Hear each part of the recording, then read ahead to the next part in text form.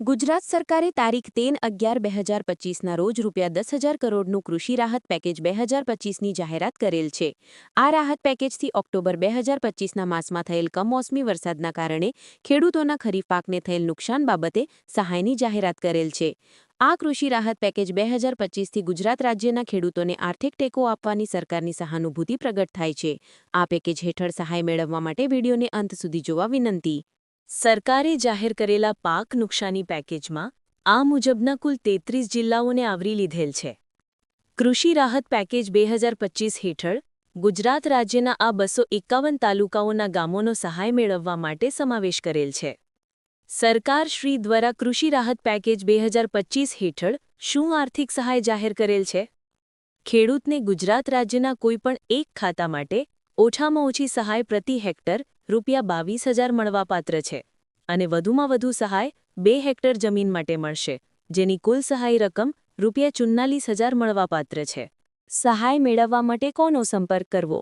તમે જે ગામ વિસ્તારની જમીન પર સહાય મેળવવા માંગો છો તે ગામના VCE મારફત ઓનલાઈન અરજી કરવાની રહેશે.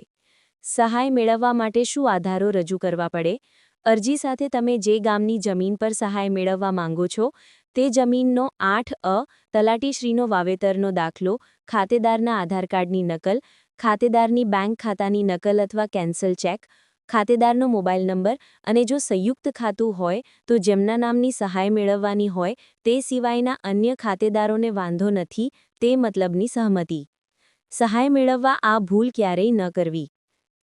1. ગુજરાત રાજ્યમાં એકથી વધુ જગ્યાએ જમીન ધારણ કરતા હોય તો માત્ર એક જ જગ્યાએ સહાય ફોર્મ ભરવું.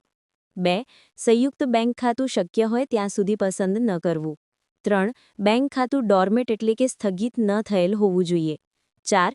સહકારી કે સંસ્થાકીય જમીનો પર વહીવટદારે સહાય માટે અરજી ફોર્મ ભરવું નહીં. તમારા લાભની એક વાત જાણવી ખૂબ જ જરૂરી છે.